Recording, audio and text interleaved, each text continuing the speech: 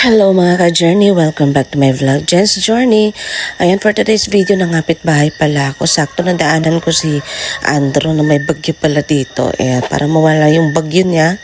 So ayan, nagkasundo kami magluto ng pancit canton. Sakto wala pa akong lunch.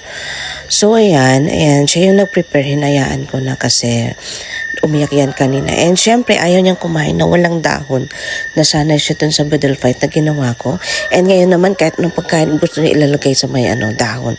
Talagang mauubos yung dahon dito sa paligid nito. So ayan, kumain na kami. Meron lang kaming pancit canton.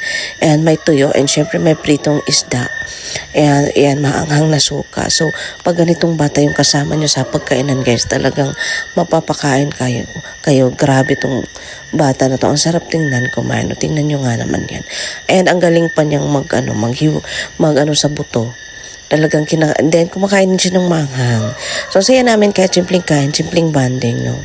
So, nakakatuwa si Andrew, ayan. Kaya gustong-gusto ko siya, pag, mahilig din siya sa mukbang. Ayan, hindi na siya nahiya sa camera ngayon.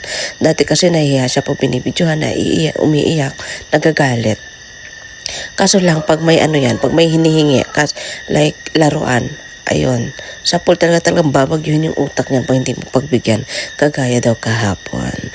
Kaya ayan, love namin yung batang yan. Ayan, ang sarap ng kain niya at siya yung nahuli. Tingnan nyo naman yan, di ba? Yung ganyan kasarap kumain, talagang mapapakain ka. Ayan, walang masasayang. So ayan, siya yung nahuli. Siya yung winner. First to the last. Ayan. Diba? Ang galing niyang magkamay. Thank you for watching everyone. Bye-bye.